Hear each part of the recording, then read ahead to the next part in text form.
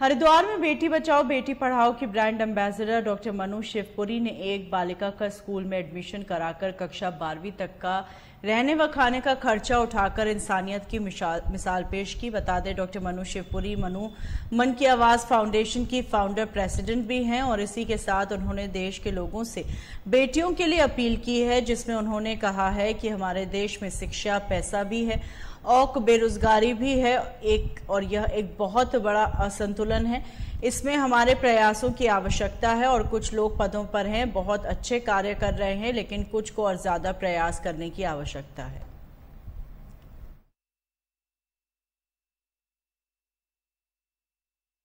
बेटियों के लिए मेरा स्पेशली वर्क रहता है, क्योंकि मेरा मन होता है कि क्यों ना एक जो भेदभाव है, बेटियों के साथ भेदभाव है, उसे अपने लेवल से भी कुछ क्षेत्र में भी मैं कर पाऊं तो मुझे खुशी होगी। इसी संदर्भ में मेरे कार्य रहते हैं कि कुछ बच्चियां, अभी मुझे एक लखनऊ के पास की घटना का संज्ञान हुआ था कुछ समय पूर्व ही कि 3 बच्चियां हैं और उनके पिता की मृत्यु हो जाने पे दादा द्वारा इतना ज्यादा प्रताड़ित किया जा रहा था कि 2-2 दिन तक भोजन भी नहीं देते थे। उन्हें बहुत मुश्किल में मैंने लखनऊ से हरिद्वार बुलाया और उनका आवासीय छात्रावास में एडमिशन कराया। आज वो 12th तक की शिक्षा के लिए सुरक्षित हो गई हैं, पढ़ रही हैं। ऐसी ही एक घटना अभी 2 दिन पूर्व भी हुई।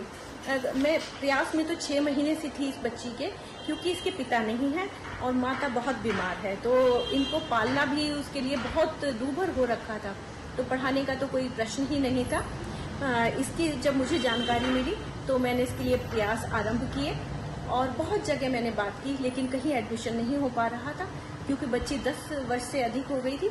तो फिर अब जाकर मेरे 6 महीने के समय के उपरांत आवासीय छात्रावास में उसका एडमिशन हो चुका है और बच्ची बहुत खुश है। वहाँ पे उसको खेलने के बहुत सारे खिलौने हैं, बहुत सारे स्पोर्ट्स का जगह है, ग्राउंड है और यूनिफॉर्म पहनकर स्कूल गई तो वो बच्ची बहुत खुश थी कि पहली बार उसने इस आयु में पहली बार यूनिफॉर्म पहनी और बहुत खुशी से वो स्कूल गई है।